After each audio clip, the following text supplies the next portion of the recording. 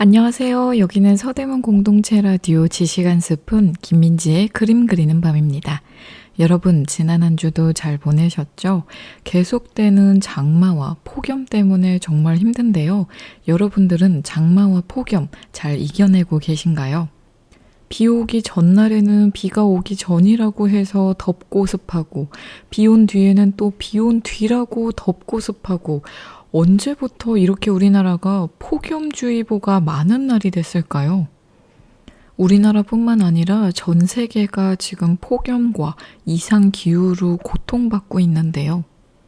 아, 너무 덥다. 언제 이 폭염이 끝날까? 이렇게 생각만 하실 게 아니라 왜 이런 이상기후가 계속되고 내년, 내후년, 미래에는 더 심해질 것으로 예상되는지, 그러면 우리가 다 함께 이상기후를 막으려면 어떻게 해야 하는지 고민해봐야 할 때가 오고 말았습니다. 이상기후는 지금 지구의 온도가 너무 높아지고 있기 때문에 높아지는 건 어찌 보면 자연스러운 건데요. 그 높아지는 속도와 변화 폭이 너무 급증하고 있다는 게 문제입니다. 그렇다면 왜 지구가 이렇게 점점 뜨거워질까요? 그것은 바로 온실가스 때문이죠. 이산화탄소 배출이 많아지면 많아질수록 온실가스가 생기고, 온실가스 때문에 지구온난화가 생기기 때문입니다. 그렇다면 이 지구온난화를 조금이라도 우리가 줄이기 위해서 할 수 있는 일, 가장 쉬운 것부터는 일회용품 사용을 줄이는 것입니다. 일회용품 대신 다회용기를 사용하고, 분리수거만 정확하게 잘 해주셔도 재활용률이 높아지기 때문에 쓰레기를 처리할 때 나오는 온실가스, 이산화탄소 배출이 줄어들게 됩니다. 그래서 저는 요즘에 물티슈 대신에 손수건을 이용해 보려고 하고 있고요. 일회용 비닐보다는 여러 번 재사용할 수 있는 에코백이나 에코백 비슷한 속주머니를 가지는 것을 습관화하고 있습니다. 작은 행동들이지만 다 같이 함께 노력하면 우리의 미래, 우리의 자연, 지구가 변할 수 있기 때문에요. 여러분들 모두 사소한 것이라도 동참해 주시기를 바랍니다. 오늘도 재밌고 유익한 그림 이야기 준비해 왔으니까요. 저희는 첫 번째 곡 듣고 만나도록 할게요. 오늘 들어보실 첫 번째 곡은요. 싹쓰리의 다시 여기 바닷가입니다.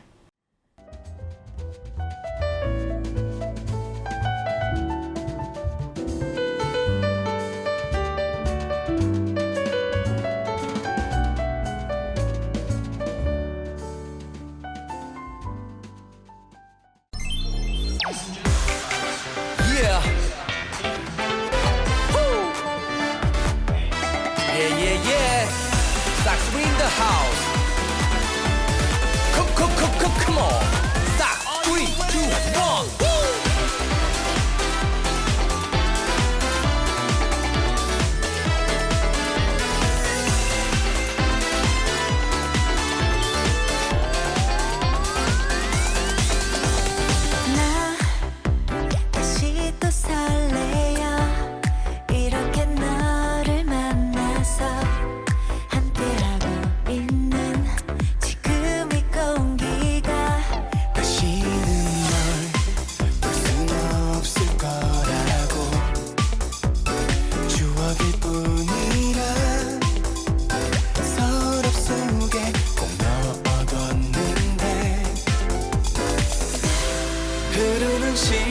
속에서 너와 내 기억은 점점 희미해져만 가.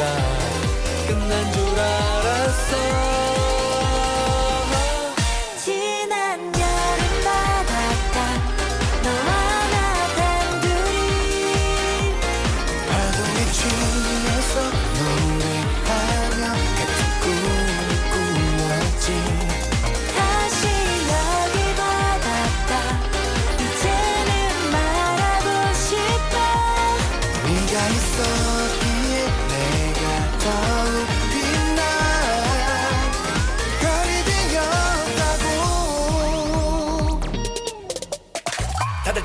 춥고 막 짜증내. 괜찮아 우리들은 따뜻해. 내게 퐁당 빠져버린 널 이제 구하러 가지 않을 거야. 모래 위 펴펴펴 편지를 써. 밀물이 밀려와도 못 지워. 추억이 될 뻔한 첫 느낌 너랑 다시 한번 받아보고 싶어. 흐르는 시간 속에서 너와 내 기억은 점점 이미 해져만 가 끝난 줄 알았어. 지난 여름 바닷가 너와 나 단둘이 파도에 취해서 노래하며 같은 꿈을 꾸었지. 다시 여기 바닷가 이제는 말하고 싶어. 네가 있었기에 내가 더욱 빛나. 별이 되었다고. 시간의 강을 건너 또 맞닿은 너와 나 소중한 사랑을 영원히 간직해줘. 지난 여름 바닷가 너와 나 단둘이 파도에 취해서 노래하며 같은 꿈을 꾸었지. 다시 여기 바닷가 이제는 말하고 싶어.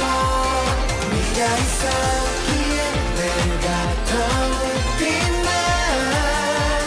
별이 되었다고.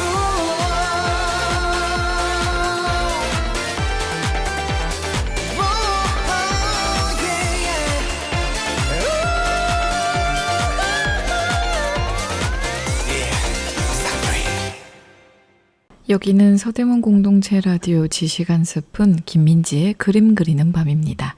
방금 듣고 오신 첫 번째 곡은요. 싹쓰리의 다시 여기 바닷가입니다. 자, 오늘 저랑 이야기 나눠볼 그림 이야기의 주인공은 과연 누구일까요? 바로 저번 주에 배웠었던 폴 고갱에 대해서 조금 더 자세하게 알아보고 그의 대표 작품들을 이야기해보는 시간 가져보도록 하겠습니다. 저번 방송을 못 들으신 분들도 계시기 때문에요. 폴 고갱의 연보에 대해서 간략하게 설명드리고 넘어갈게요. 폴 고갱은요, 1848년 6월 7일 프랑스 파리에서 출생했습니다. 1865년 사관 후보생이 되어 상선을 타고 라틴 아메리카와 북극 등을 여행했죠. 또 1876년 처음으로 살롱에 작품을 출품했고 1880년 제5회 인상파전에 참여했습니다. 1883년에는 전업화가로 활동을 시작했고요. 그로부터 4년 뒤 1887년 남대서양 마르티니크 섬으로 여행을 갔습니다. 1889년에는 브루타뉴 퐁타방에서 작품 황색의 그리스도, 황색 그리스도가 있는 자화상 등을 완성했습니다. 1891년에는 타히티 섬, 파페에떼를 거쳐 마타이의 섬에 정착했고 13살의 원주민 테후라와 동거했습니다. 작품 아베 마리아 등의 작품을 제작했고요. 1893년 파리로 돌아와 타히티 섬의 원시적 아름다움을 전파하기 위해 전시회와 책 집필 등의 활동을 하였으나 성업적으로 성공하진 못했습니다. 1895년 다시 남태평양으로 떠났고요. 1897년 파리로 돌아와 심각한 우울증을 겪으며 자살을 시도했습니다. 이때 작품 우리는 어디서 와서 어디로 가는가를 제작했습니다. 1903년 5월 8일 심장마비로 사망했습니다. 폴 고갱의 생애에 대해서 간략하게 정리해봤고요. 지금부터는 그가 많은 작품들을 그렸던 타히티에서의 생활에 대해서 자세하게 이야기 나눠보도록 하겠습니다. 1891년 6월 8일 창작에 필요한 고독과 자유를 찾아 폴 고갱은 남태평양의 타히티 섬에 도착했습니다. 그 당시 고갱은 이렇게 말했죠. 63일의 항해 끝에 우리들은 6월 8일 밤바다 저 너머로 번개같이 지그재그로 움직이는 기이한 불빛을 목격하게 되었다. 63일간 우리들은 견디기 어려운 기다림과 무어라고 말할 수 없는 설레임을 느껴왔다. 그리고 지금 어두컴컴한 하늘에 톱니 모양의 검은 원추형 산 그림자가 두드러지고 있는 것이다. 배는 무레아를 돌아 타히티를 눈앞에 두고 있었다. 이런 걸 보면요, 마치 빈센트 반 고흐가 아르레 갈 때 느꼈던 감정, 설레임과 희망, 기쁨이 폴 고갱이 타히티 섬을 찾아 떠나갔을 때 그런 감정과 비슷하지 않았을까요? 폴 고갱은 타히티 섬에 2년 머무는 동안 60여 점의 회화와 조각 작품을 만들어냈습니다. 43번째 생일에서 하루가 지난 뒤 폴 고갱은 마침내 파페에테라는 이름의 항구에 내렸죠. 하지만 사람이 북적이는 식민지의 작은 항구는 그가 생각한 모습과는 전혀 달랐다고 해요. 더럽혀지지 않은 자연, 문명의 해악이 도달하지 못한 원시의 모습을 찾아 먼 곳까지 기껏 달려왔는데 그런 순수의 풍경은 이곳에서도 점차 사라지고 있었던 것이죠. 그나마 아직 과거의 모습이 남아있는 섬의 한 모퉁이에 정착한 그는 오두막에 살면서 타히티인 여자를 애인 겸 모델로 삼았습니다. 하지만 그는 이국 생활에 쉽게 적응하지 못했는데요. 타히티는 작품의 소재를 얻을 곳, 영감과 쾌락을 제공할 곳이었지 결코 그가 평생 거주하다가 뼈를 묻을 곳은 아니었다고 생각이 들었다고 해요. 몇 달이 지나자 그는 고독과 향수를 느꼈는데 돈은 떨어진 지 오래였습니다. 결국 그는 고국 프랑스로 돌아가기로 작정하고 1893년 6월 4일에 다시 배에 올랐죠. 2년이 채 못 되는 기간 동안 타히티에 머무르며 그는 독특하고 과감한 색채가 돋보이는 60여 점의 회화와 조각 작품을 만들었습니다. 그가 타히티에 머물 때 애인을 모델로 삼았다고 했잖아요. 1892년 작품 마나우 투파파우라는 작품은요, 저승사자를 의미하고 이 작품의 모델이 그의 애인이었던 테하마나였습니다.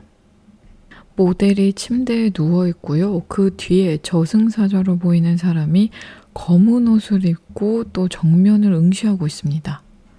그림체가 굉장히 원시적이고 색채가 돋보이는데요. 이러한 느낌의 그림을 타히티에서 많이 그렸던 것 같아요. 저희는 여기서 노래 한 곡 듣고 다시 만날 건데요. 이번에 들어보실 곡은요.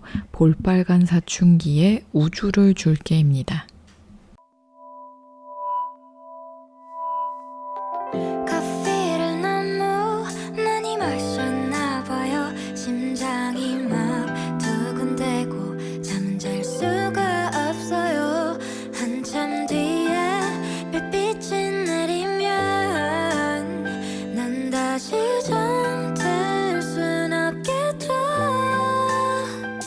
지나간 새벽을 다 세면 다시 내 곁에 잠들겠죠.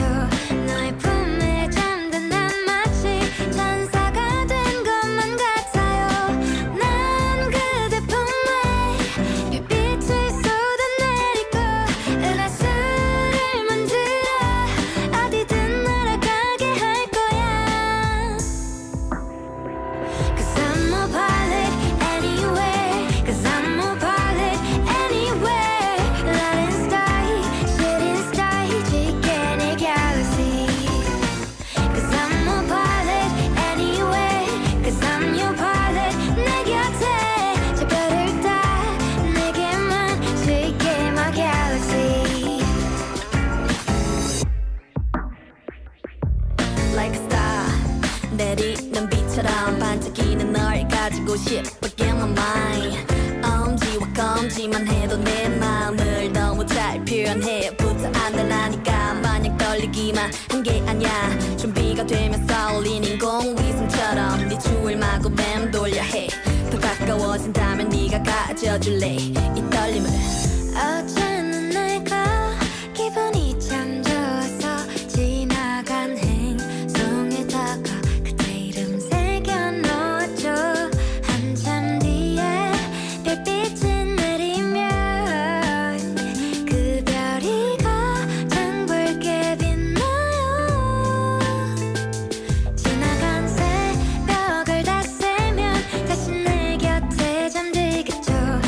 빛 아래 잠든 넌 마치 온 우주 가진 것만 같아 난 그대 품에 별빛을 쏟아내리고 은하수를 만들어 어디든 날아가게 할 거야 Cause I'm no pilot anywhere Cause I'm no pilot anywhere Light and sky, shooting star 지게 내 galaxy Cause I'm no pilot anywhere Cause I'm your pilot 내 곁에 저 별을 다 내게만 지게 my galaxy I'm no pilot anywhere Cause I'm no pilot anywhere Light and sky, shooting star 지게 내 galaxy Cause I'm no pilot I'm your pilot Light and sky, shooting star 지게 my galaxy Fly, fly, fly, fly, fly, fly Fly, fly, fly, fly, fly, fly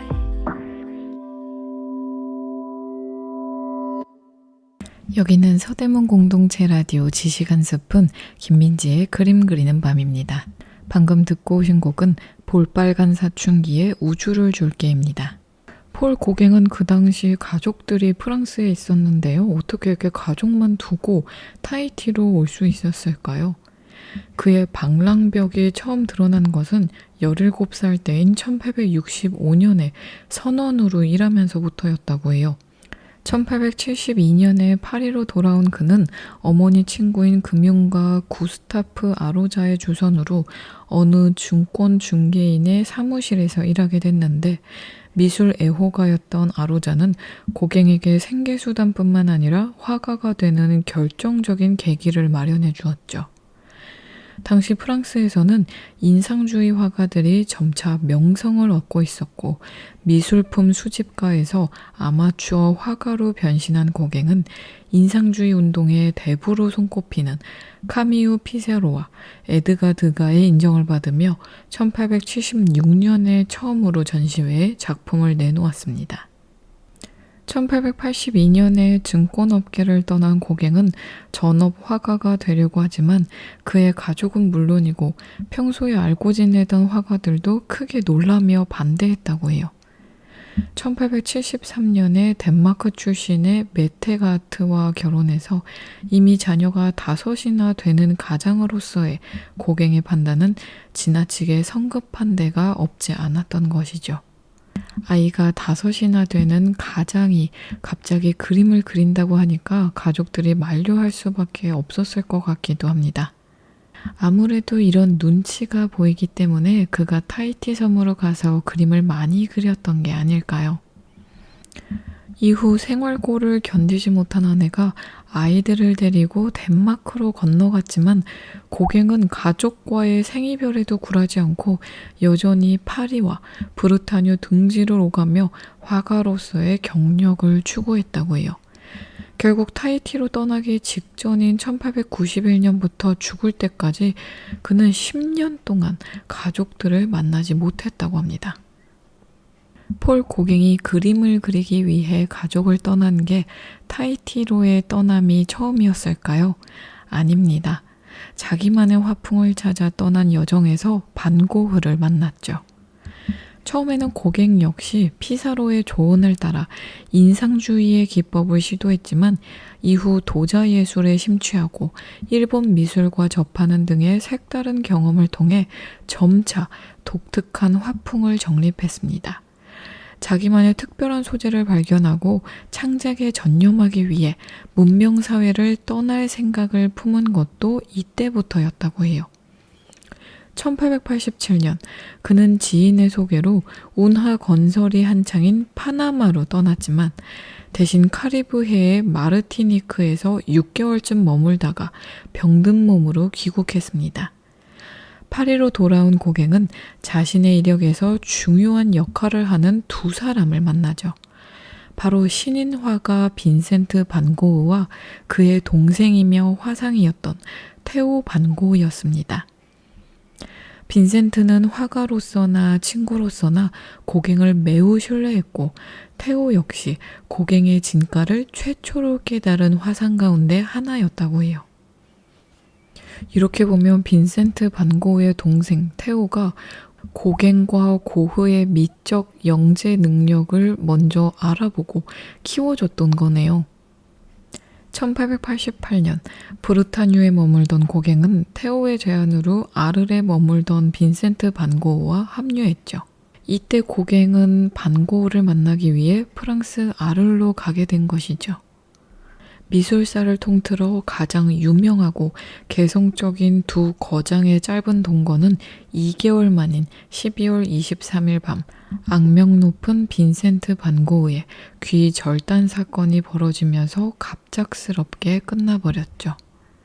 일각에서는 반 고흐를 적극적으로 돌보지 않은 고갱에게 비극의 책임을 돌렸으나 훗날 반 고흐의 명성이 더 올라갈수록 여론은 고갱에게 불리하게 작용했다고 해요. 브루타뉴로 돌아온 고갱은 작품 황색의 그리스도를 비롯한 여러 작품을 완성했습니다. 여러 전시회에 참여하면서 이제는 어느 정도 이름도 알려졌고 추종자도 생겼지만 평판은 여전히 엇갈리기만 했고 성공은 아직 멀기만 했습니다. 에펠탑의 개장으로 유명한 1889년에 파리 만국박람회 당시 고갱은 식민지의 민속을 소개한 전시회를 보고 다시 한번 문명사회를 탈출하려 시도했죠. 1891년 4월 고갱은 어렵게 후원금을 얻어 타히티로 향했지만 앞에서 설명한 것처럼 고독과 향수를 이기지 못하고 2년 만인 1893년 여름에 다시 파리로 돌아오게 되었습니다. 폴 고갱이 타히티에서 돌아온 이후에도 경제적 어려움은 여전했다고 해요. 반 고흐 형제를 비롯해 그의 친구와 후원자들이 상당수 사망했고 미술계의 유행도 이미 바뀌어 버렸죠. 귀국한 해에 첫 번째 개인전을 열어 타히티 시절의 그림을 선보이지만 반응은 미적지근했다고 합니다. 흑인 혼혈 여성 안나 라 자바네즈를 모델 겸 애인으로 삼아 새로운 창작력에 불타지만 우발적인 폭력 사건에 휘말려 골절상을 입고 몇 개월간 병상에 누워있는 사이 둘의 관계는 파탄으로 끝나버렸습니다. 연이은 좌절을 겪은 고갱은 프랑스를 영영 뜨기로 작정했죠. 다시 타히티로 가려는 것이었습니다. 저희는 여기서 노래 한 곡 듣고 다시 만날게요. 이번에 들어보실 곡은 최유리의 숲입니다.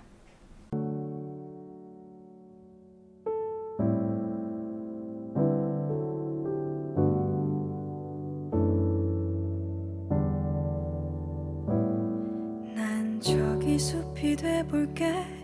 너는 자그마키만 한 언덕 위를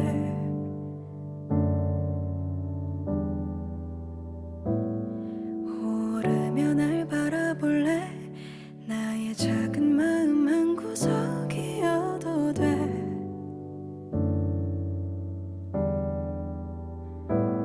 길을 더 보일게.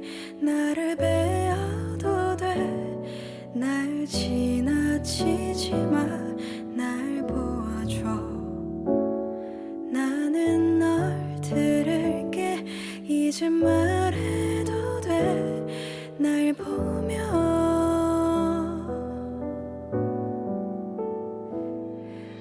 숲이 아닌 바다이던가. 옆엔 높은 나무가 있길래 하나라도 분명히 하고파. 난 이제 물에 가라앉으려나.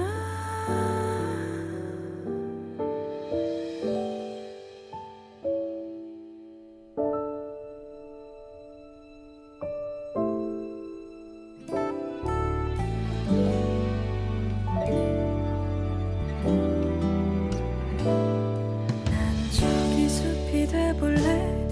나의 옷이 다 눈물에 젖는데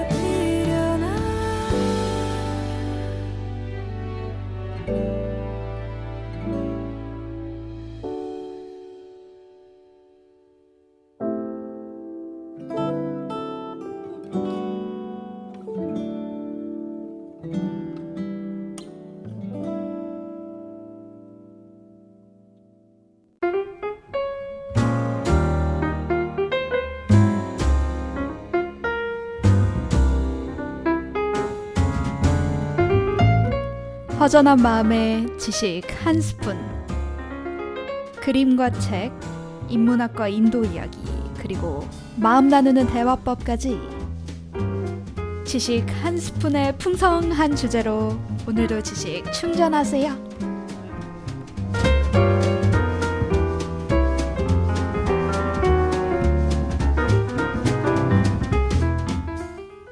여기는 서대문 공동체 라디오 지식 한 스푼 김민지의 그림 그리는 밤입니다. 방금 듣고 오신 곡은 최유리의 숲입니다. 고갱이 프랑스를 떠나 타히티로 가기 직전 어느 기자와의 대담에서 그는 자신이 타히티로 가는 이유를 이렇게 설명했다고 합니다.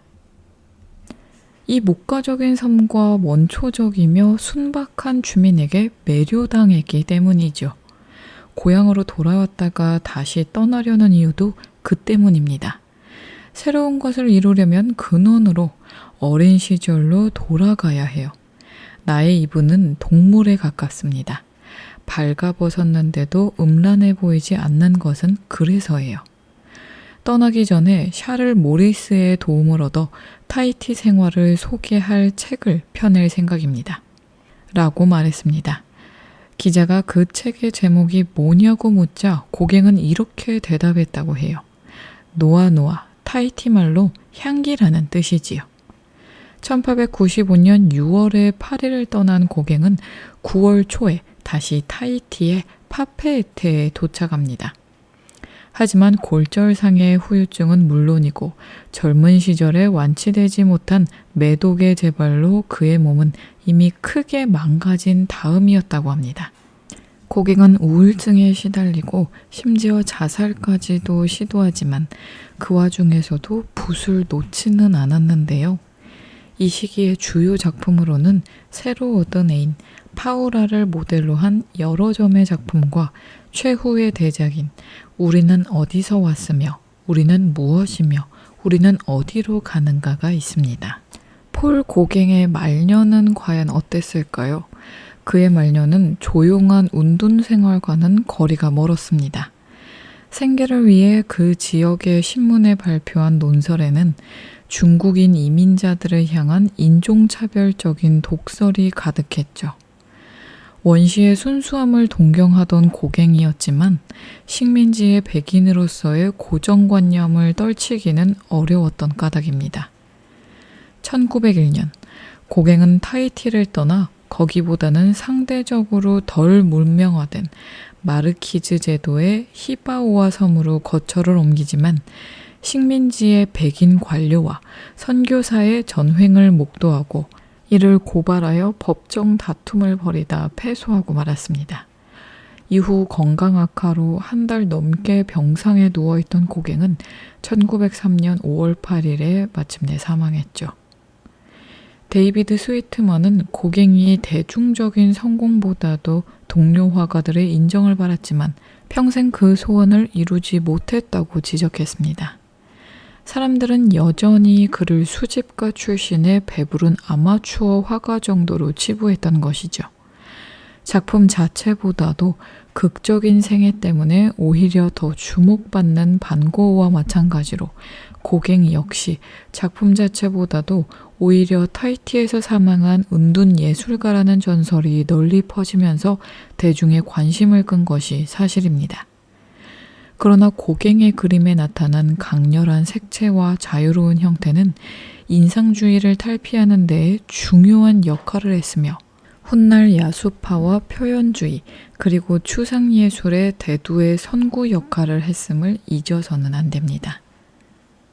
고갱이 사망한 지 1년 뒤인 1904년 파리에 온 어느 젊은 영국인 작가는 최근에 타히티에서 사망한 프랑스인 화가에 대한 이야기를 듣고 호기심을 느꼈다고 해요. 그의 일생이 흥미로운 소재라고 생각한 영국인은 13년 뒤인 1917년에 타히티를 직접 방문해 고갱의 흔적을 찾아다녔습니다. 그 와중에 그는 고갱이 제1차 타히티 체류시 머물렀던 오두막에 문짝에 그려놓은 그림을 찾아내 헐값에 구입해 영국으로 가져왔죠. 이 영국인 작가 서머셋 몸은 소설 달러 6펜스를 발표하고 큰 성공을 거두었습니다.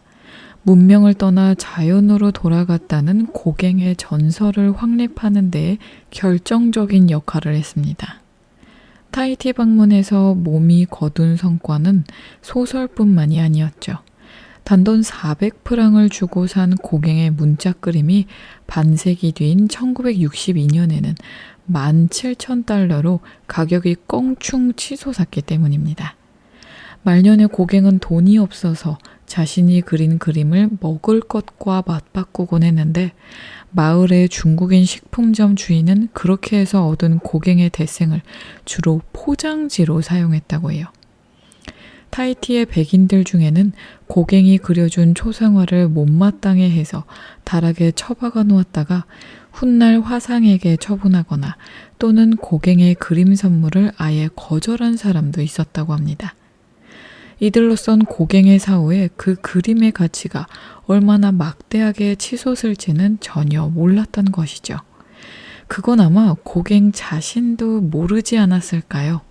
저희는 여기서 노래 한 곡 듣고 다시 만날게요. 이번에 들어보실 곡은 태연의 위켄드입니다.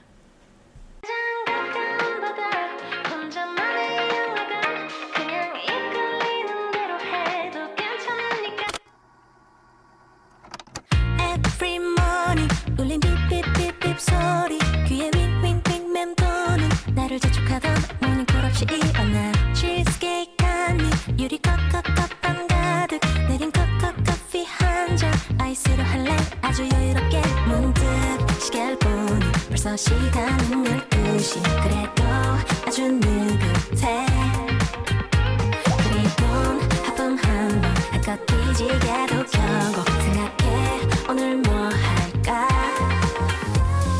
창문 너머 계절의 시선이 닿은 그 순간 쏟아지는 햇살 내 맘을 두드려 내게 손짓하는 싱그러운 바람 타고서 떠나볼까 when the weekend comes I can do whatever I want 바람 따라 흩어진 꽃 더 자유롭게 we can go 가장 가까운 바다 혼자만의 영화관 그냥 이끌리는 대로 해도 괜찮으니까 훌쩍 떠나보는 드라이브 음악 걸어도 좋아 뭐든 발길 닿는 대로 지금 떠나보려 해 하루중 세상의 얘길 무시한 채 내가 나의 하루를 조립해보려 해 너는 no stress 고민 안 할래 Move it right left right 내 맘대로 가본 적도 없는 길 뭐가 있든지 I don't need a map when I roll the street 이어가보는 이유는 for a little fun Guess up 좀 더 올라가 한쪽 길 모퉁이 따라 맘대로 자라나 조금만 이름 모를 꽃 화장을 바라보다 뜨거운 햇살을 위해 벤치에 잠깐 앉아봐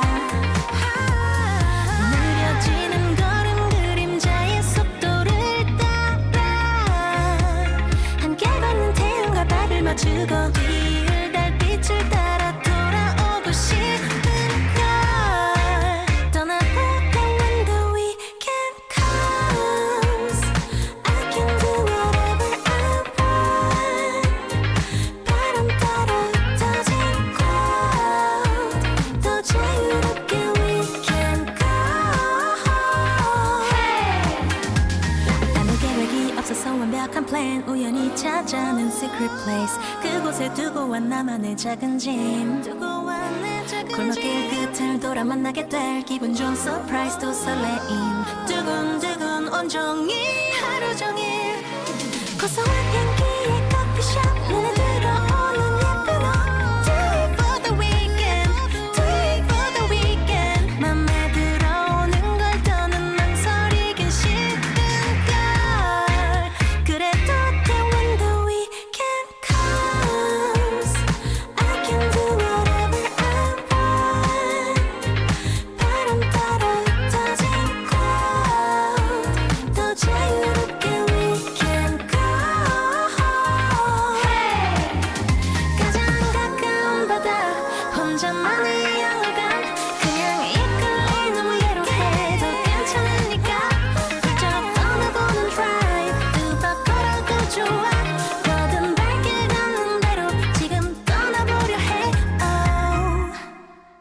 여기는 서대문 공동체 라디오 지시간 스푼 김민지의 그림 그리는 밤입니다. 방금 듣고 오신 곡은 태연의 위켄드입니다. 여기까지 폴 고갱의 타히티에서의 삶 그리고 말년에 대해서 조금 더 자세하게 알아봤는데요. 이번에는 폴 고갱의 대표 작품들 위주로 그의 작품을 알아보도록 할게요. 우선 1888년 고갱이 고흐가 있는 아를로 가서 함께 그림을 그렸던 시절의 작품을 좀 볼 건데요. 이 당시 유명한 작품으로는 루빈 뒤 루아강에서 빨래하는 아르레 여인이 있고요. 또 아르레 알샹프 레인이 있습니다. 두 작품 다 아르레 풍경을 직접 보고 그린 그림입니다. 왜 그럴까요? 고흐가 야외에서 그림을 그리는 작가였기 때문이죠. 고흐는 항상 휴대용 이젤과 그림 물감 상자를 들고 다녔습니다. 그러면서 밥을 제때 먹지도 않고 자신의 그림에 영감을 불어넣어줄 풍경을 찾아 집을 항상 나서서 돌아다녔다고 해요. 이런 고흐에게 영향을 받아서 고갱도 야외에서 그림을 많이 그렸습니다. 물론 그의 그림은 굳이 야외 작업이 없더라도 충분히 그릴 수 있는 상상적인 것들이었지만 말이죠. 작품 빨래하는 아르레 여인은 당시의 고갱도 야외 작업을 게을리하지 않았다는 사실을 잘 보여주는 작품입니다. 이 그림에서 고흐와 유사한 아르레 분위기를 느끼는 것은 그렇게 어렵지 않은데요. 이 그림에서 고갱은 강렬한 색감의 대비를 통해 마치 동양화 같은 분위기를 연출해 놓았습니다. 이 작품을 그릴 당시에는 고갱과 고흐의 친화력이 상당히 높았다는 것을 간접적으로 증명하는 사례입니다. 거친 마띠에르가 제공하는 투박한 느낌은 고갱이 추구한 새로운 그림 세계를 잘 보여주죠. 전체적인 구도나 묘사의 방식도 상당히 파격적이라는 것을 어렵지 않게 확인할 수 있는데요. 인물의 윤곽을 굵은 검은색 선으로 처리한 것은 고흐와 유사합니다. 그러나 고갱의 그림은 고흐보다 훨씬 혁신적인 실험성을 구현하려고 했다는 것을 알 수 있습니다. 또한 반고흐는 그 당시 일본 화풍의 자포니즘의 영향을 많이 받았다고 했잖아요.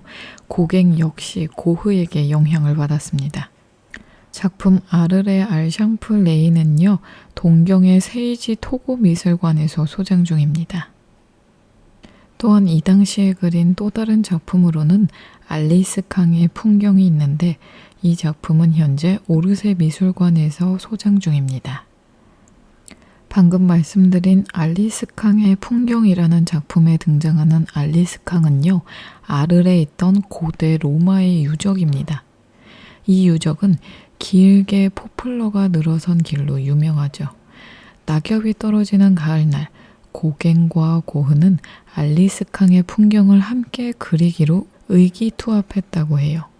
고갱은 앞에, 반고흐는 뒤에 앉아서 각각 같은 풍경을 그리기로 한 것이죠. 그래서 나온 것이 고갱의 작품 알리스 캉의 풍경입니다. 반고흐도 같은 풍경을 담은 연작을 그렸는데 알리스 캉의 풍경에서 고갱은 모네의 기법을 실험하는 것처럼 보여요.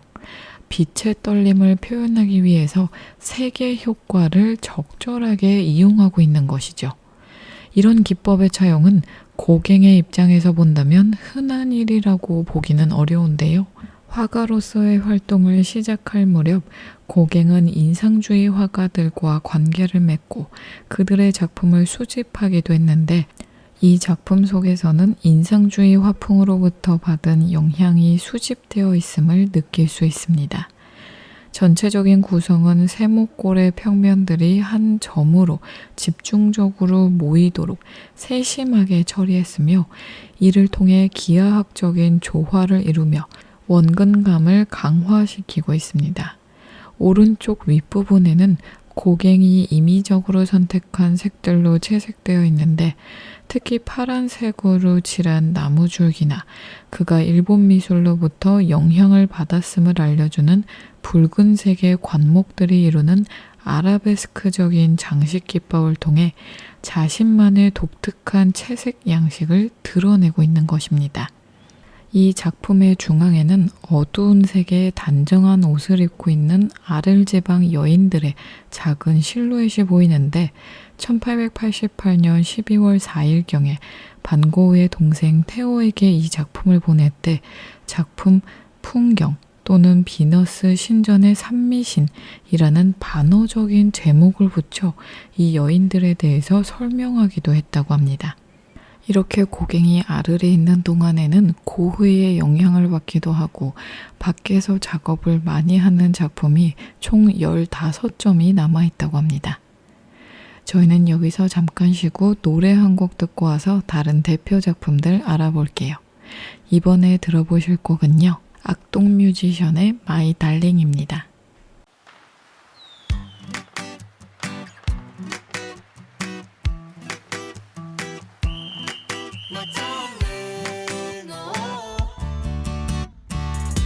Oh darling, can I call you darling, darling, darling, darling. 아직은 꿈만 같은 걸 내가 오래도록 꿈꾸던 그대와 밤새 파티를 열어볼까 봐요.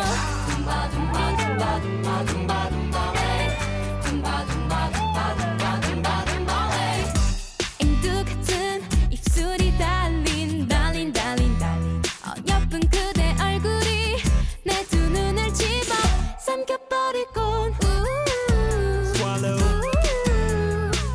책임져 아주 혼내줘야겠어요. 눈 깜빡하면 사라질 듯이 실감이 안 나는 걸 You are my baby. 이젠 내 사랑 My darling 평생 내 옆자리에서 웃어요 행복한 기분이 샘솟아 눈물이 다 나올 때까지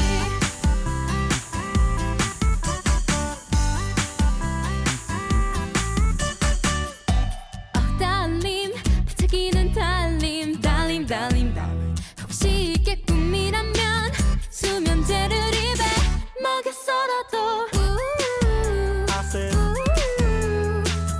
이 밤이 끝나지 않게 해줘요.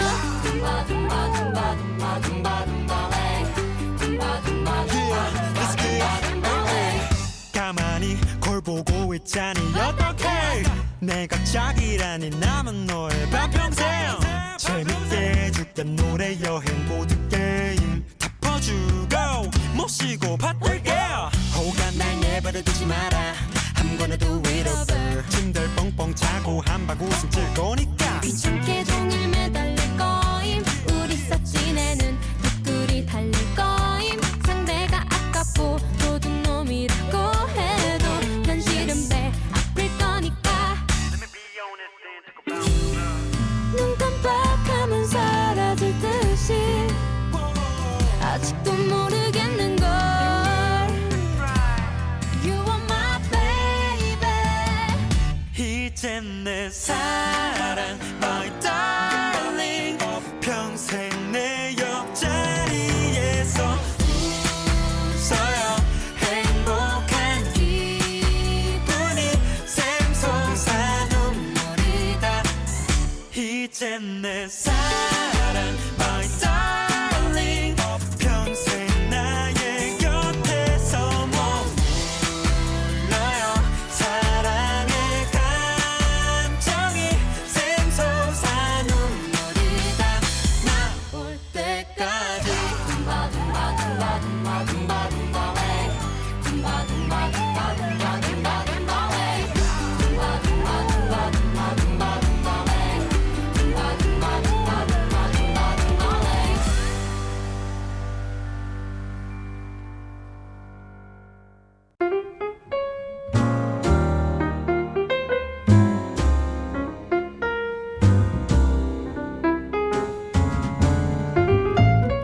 허전한 마음에 지식 한 스푼. 그림과 책, 인문학과 인도 이야기, 그리고 그리고 마음 나누는 대화법까지 지식 한 스푼의 풍성한 주제로 오늘도 지식 충전하세요.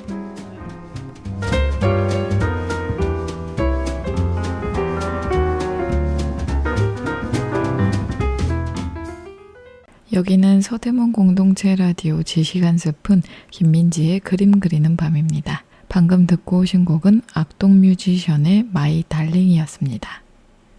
이번에는 폴 고갱이 타히티에 가서 그린 대표 작품을 볼 건데요. 바로 많은 분들이 알고 계시는 타히티의 여인들입니다. 폴 고갱은 1891년 나는 평화 속에서 존재하기 위해 문명의 손길로부터 나 자신을 자유롭게 지키기 위해 타히티로 떠난다 라는 말을 남긴 채 그토록 동경하던 원시적인 삶을 찾아 실제로 타히티로 갔죠. 타히티의 이국적이고 야생의 원시적인 매력은 그의 예술혼을 불태웠습니다. 특히 타히티의 여인들은 고갱의 새로운 뮤즈가 되어 육체적인 아름다움과 성스러움의 신비로운 조화라는 화가의 이상을 완벽하게 실현시켜 주었습니다. 작품 타히티의 여인들을 보면요. 여기서는 총독이나 신부 또는 목사에 의해 강제로 들어온 새로운 풍습과 전통의 충돌이 느껴집니다. 실제로 타히티는 수년간 영국의 식민 지배하에 있었다고 해요. 작품을 보면요. 왼쪽 여인은 허리 아래로 흰 티아레꽃 무늬가 장식된 파레오라는 전통 의상을 입고 있습니다. 여인의 귀에는 옷의 무늬와 똑같은 생화가 꽂혀 있어 여인의 아름다운 구릿빛 피부를 돋보이게 하며 숱이 많은 검정색 머리에서 마치 향기가 나는 듯한 느낌을 들게 합니다. 그 옆에 앉아있는 여인은 고갱의 동반자로서 선교사들이 가져온 것으로 보이는 분홍색 원피스를 입은 채 움츠러들어 보이는데요. 목까지 올라온 이 선교사 원피스는 몸의 형태를 완전히 가리고 있는데 날씨와 어울리지 않는 긴 소매가 팔 전체를 감싼 채 한치의 피부도 드러내지 않게끔 꽁꽁 가리고 있습니다. 화면에는 전체적으로 우울한 느낌이 감돌죠. 정면을 향한 여인은 생기 없는 표정으로 어딘가를 향해 멍한 시선을 던지고 있습니다. 이 여인은 종려나무 잎으로 모자를 짜는 일을 중단했고 짜다만 동그란 모자가 그녀의 옆에 놓여 있습니다. 그녀의 표정과 몸짓은 이걸 짜봤자 무슨 소용이 있냐 라고 말하는 것 같아 보입니다. 그 옆에 있는 여인의 폐쇄적인 표정은 보는 이로 하여금 기운 빠지게 하죠. 고갱은 타히티에 있는 처음 몇 개월간 현지인의 태도와 얼굴뿐만 아니라 온갖 종류의 사물을 그려서 목록으로 만든 후 그림 그릴 때 소재로 삼고는 했다고 해요. 작품 속 2명의 타히티 여인들은 실제로는 한 명의 모델에게 각기 다른 포즈를 취하게 해서 완성한 것일지도 모른다는 추측이 있습니다. 황금색 모래사장을 배경으로 한 그림의 뒤쪽으로는 에메랄드빛 바다가 펼쳐지며 인위적인 면이 강조되어 있는데요.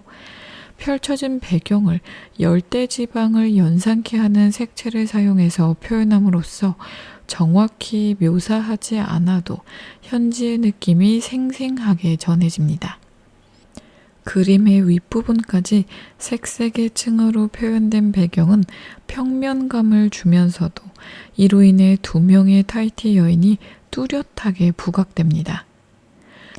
고갱은 작곡가가 소리를 만들듯 색채를 진동시키며 그림을 그렸다고 합니다.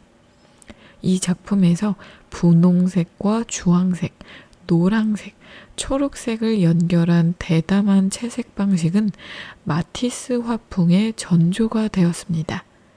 이 그림은 타히티의 군복무를 하러 왔다가 상인으로 눌러앉은 샤를 아르노 대위에게 1982년 팔렸다고 해요. 고갱은 희루의 소식이라는 뜻이 타히티어 파라우 아피라는 제목으로 타히티의 여인들을 변형시킨 그림을 그리기도 했다고 합니다. 현재 작품 타히티의 여인들은 파리 오르세 미술관에서 소장 중입니다. 고갱이 타히티에서 그린 또 다른 작품으로는 소묘 작품이었던 이아 오라나 마리아가 있습니다.